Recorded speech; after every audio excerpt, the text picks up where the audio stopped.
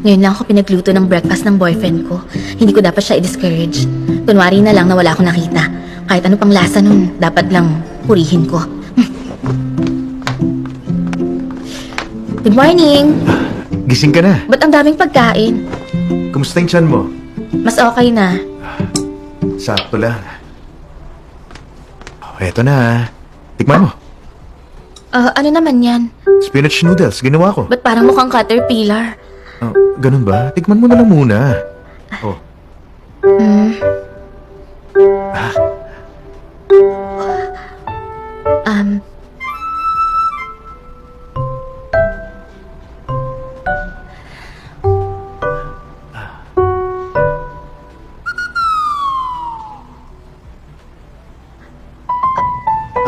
Parang masarap yung dumplings. Crispy, maraming laman. Masarap. In-order ko lang yan. Ito na lang, tikman mo. Akong gumawa nito. Habang mainit, di na masarap yan pag lumamig. Tikman mo.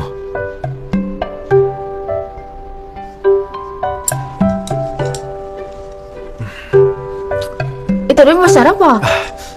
Yung lahat ng nasa mesa, take out yan, bukod dito sa ginawa ko. Sige na, tikman mo na. Nag-practice na ako at mukhang masarap naman yan eh. Tikman mo na habang mainit pa, ha?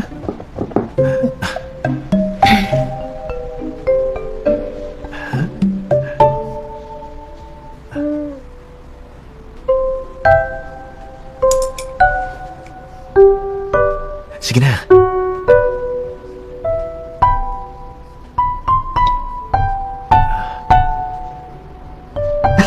Sabihin mo, masarap to.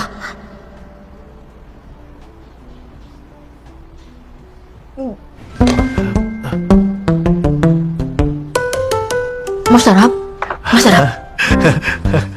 Malilate na ako sa work. Mauna na ako ah. Ba't nagmamadali? Ay, mas marami para sa akin.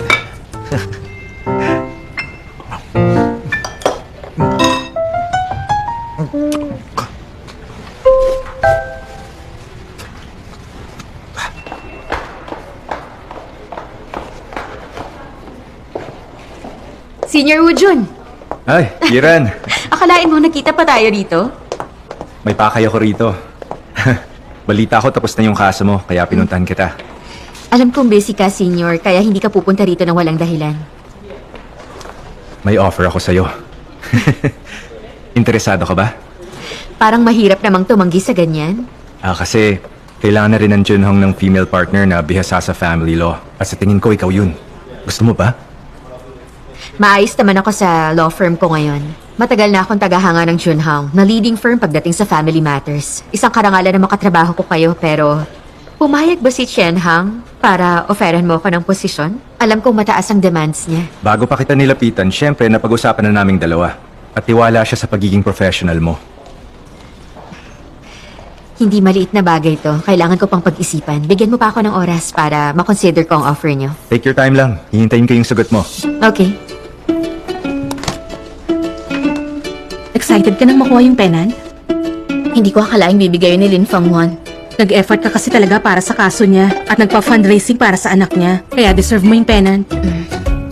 Chongyao, yung small step mo, malaking step na para sa Glory and Wealth Group. Kaya, hayaan mo akong sa ngalan ni Boss, pasalamatan ka sa mga ginawa mo para sa Junhong at sa Golden Scale Award. Kahit magpasalamat ka pa dyan, iba pa rin ang pakiramdam na makakuha ng penant. Diba, Pao Rui? Grabe ka naman sa akin. O sige na. Umpisa nating i-recognize ang efforts ni Chong Yao. Mula nung pumasok siya rito, nag-progress na siya. Meron na siyang first penant. Congrats, Chong Yao.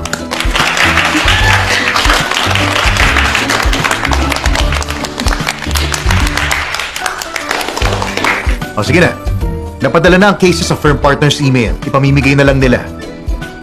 Chong Yao, dahil sa performance mo, ikaw ang mag-handle ng trust dispute ng Taichung Group. Okay. Umpisa na.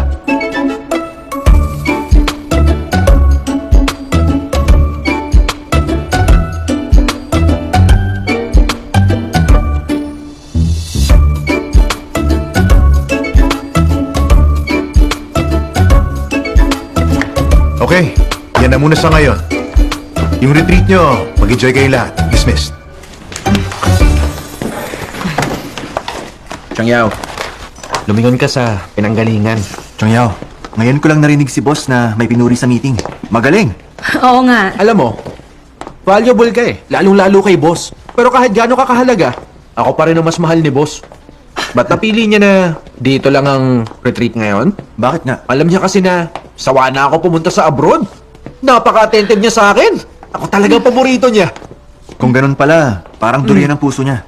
Bakit naman? Eh di matulis. Ikaw matutusok doon! Hindi ako!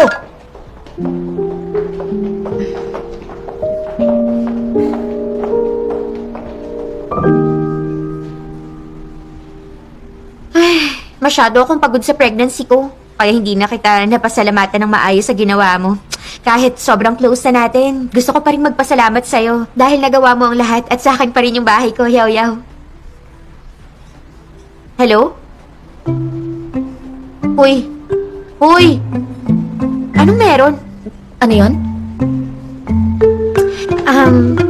Nabalitaan ko sa kakilala ko na si Zhang Hao at Yang Chongchong, umaasa pala na makukuha nila yung bahay dati. Pero ngayon, nag-iba yung ikot ng mundo. Madalas na nilang pag-awayan yun. Pati yung mga magulang niya, sinisiraan na si Zhang Hao. Sinasabing nag-cheat siya para makahingi ng pera.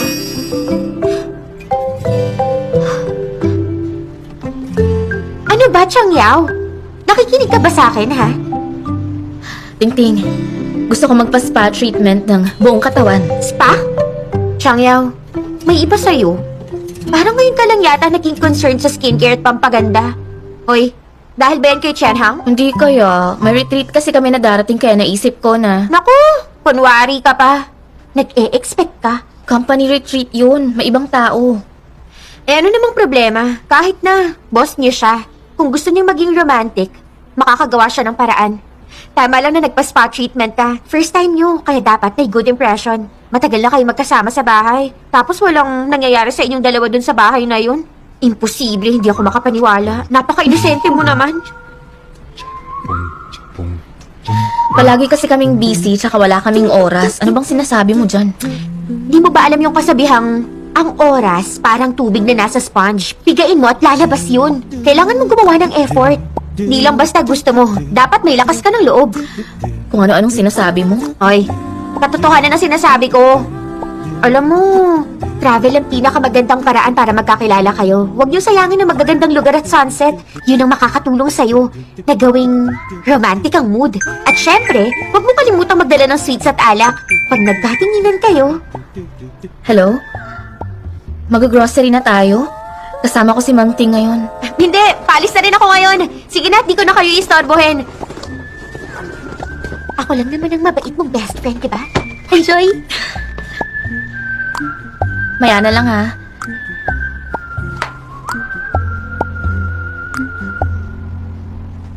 Kuha tayo ng face mask. Hindi natin kailangan yan. Kumuha tayo ng sunscreen. Sige. Tsaka facial mist. Para pwedeng mag-retouch. Pati rin toiletries yung pwedeng bitbitin. Sige.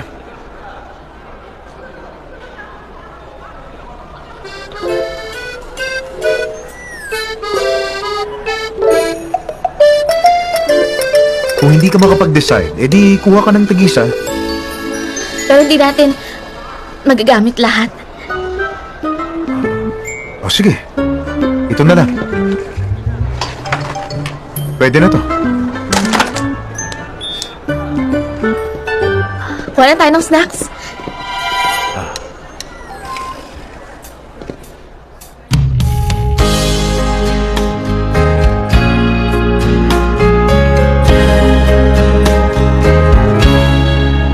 Loving you.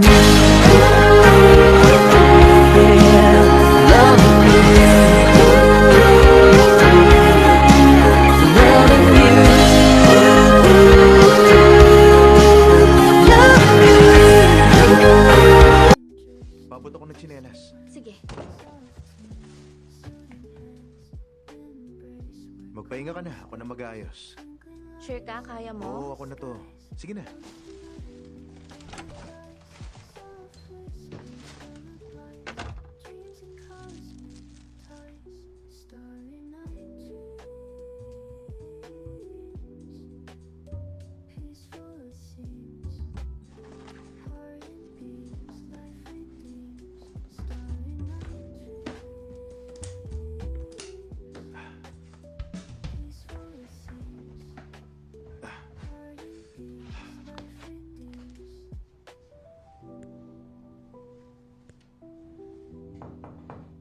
Pasok.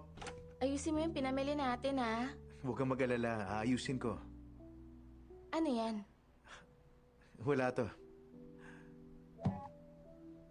Nagpapaturo ka na naman ba kung paano makipag-date? Hindi, no? Bakit? Kailangan ko pa ba yun? Hindi nga. Oo. Sige. Oy, teka.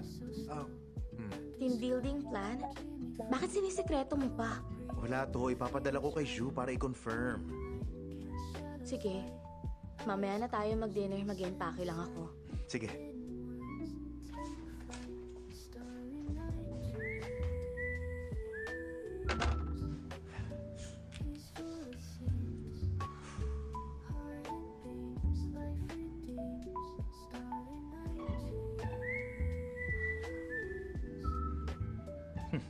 Private hot spring room. Dapat mag-stay kami ni Chung Yao rito.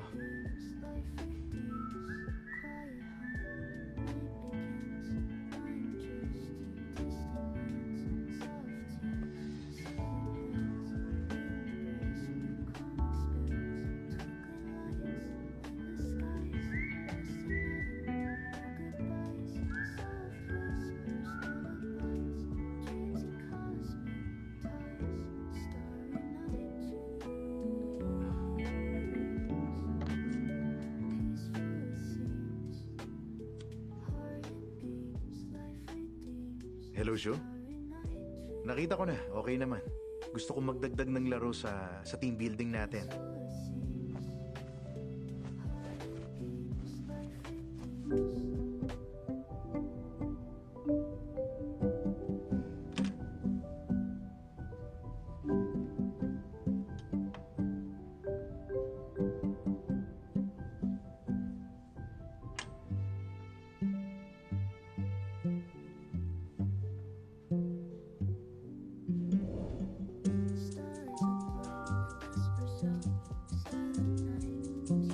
Chung Yao.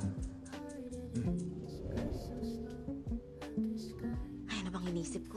Travel ang pinakamagandang paraan para magkakilala kayo. Huwag niyo sayangin ang magagandang lugar at sunset. Yun ang makakatulong sa'yo na gawing romantic ang mood. At syempre, huwag mo kalimutang magdala ng sweets at alak pag nagkatinginan kayo.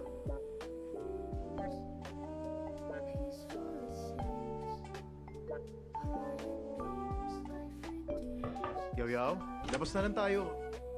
Ano yon? Ano yan? Wala to. Sure ka ba? Sige. Uy, teka lang!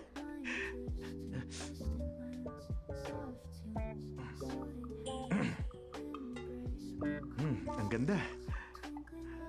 Isusot mo para sa akin? Libre ako. Hindi, labas na, labas. Hindi ako busy ngayon. Hoy! Nakakahiya.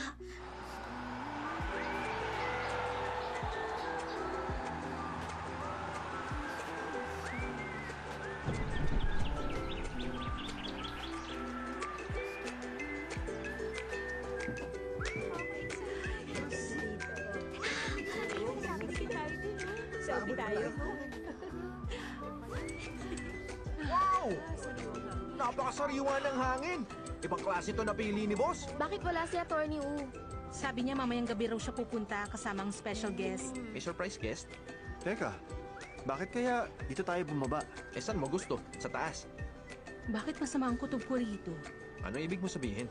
Okay guys, ganito yan. Alam ni boss na hindi lang isip ang napapagod sa paghawak ng mga kaso, kundi natetest din ang lakas ng kalooban at katawan ninyo. Kaya para mainsayo ang kalooban ninyo, pati na rin ang ating mga katawan, maglalakad tayo ngayon papunta sa scenic area. Lalakad? Maglalakad? Hindi ko kaya maglakad. Okay ka ba sa sapatos mo? Okay, ipapadala ko sa mga phone ninyo ang location ng hotel natin. Pero, paalala lang, limited lang ang mga kwarto natin. First come, first serve. Ano? Ang unang makakarating sa hotel, may enjoy ang premium private hot spring room ng hotel. Isang room lang? Makipag-team up ka sa akin. Mananalo ka. Tayong dalawa lang? Siyempre. Paano naman yung last place? Sa labas kami matutulog? Hindi naman sa ganon. Magbibigay kami ng tent para sa lahat. Ano? 10? Galaxy room. Teka, sandali. May tanong lang ako. Oo, maganda ang lugar.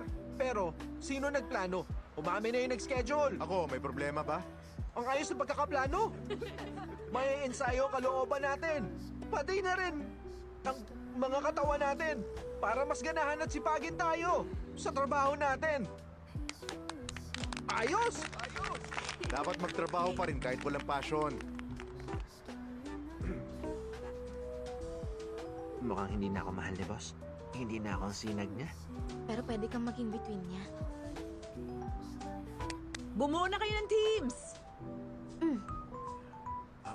Chugyaw, tapos mo na ba yung case analysis sa succession dispute case? I-report mo sa akin habang naglalakad. Attorney, nasa bakasyon tayo. Pagpahingahin mo naman siya. Nasa bakasyon man, hindi dapat kinakalimutan ng trabaho. Kakalimutan ko muna ang trabaho. Girl, sinubukan ko ah. Sa totoo lang, naaawa ako sa'yo. Pero pag naalala akong pagtrato niya sa atin, medyo natutuwa ako ng konti. Galingan mo.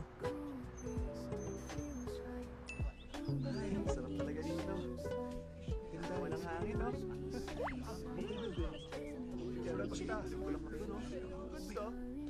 Ayos! Magkakagrupo tayo. Tadhana to! Para sa dangal at yaman! Pero may re-report pa si Chong Yao. Ha? Sa kaso? Oh, Boss, ayoko sayangin ang pagkakataon na matuto sa'yo. Ba't hindi mo ko isama sa usapan? Mamaya na lang. Aray ko! Aray! Napilayan yata ako. Hindi ako makakalakad. Napilayan ka? Ano nangyari? Hindi siya makalakad. Ako na mag-aalaga sa kanya. Ha? Sige na, una na kayo. Ayokong matulog kayo sa tent ng dahil lang sa akin. Akong bahala. Di ba nangako tayo na walang iwanan? Kahit ano pang mangyari, Mauro eh. dalawa kayo maiiwan. Kaya okay lang yun. Dahan-dahan lang ang lakad. Huwag mo ipilit. Tara na, boss. Makita nila kami ang mauuna. magpahinga ka. Itong binti na to. Ang bilis mo mag-isip. Ang galing mo pa umarte. Ko, di ba? Ang bagal ko naman mag-react. Sorry na. Makikita nilang lahat kung sino ang number 1. Dangal at yaman. Pinakamalakas. Premium hot spring, sa amin ka na. I say number, you say 1. Number? Number? Sana 1?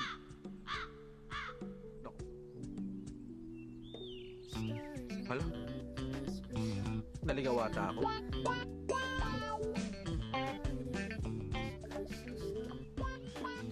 Napakaganda! Oo, Yan na ba yung sikat na wishing tree? oo yata. Bakit hindi muna tayo mag-wish? Kailangan na natin magmadali.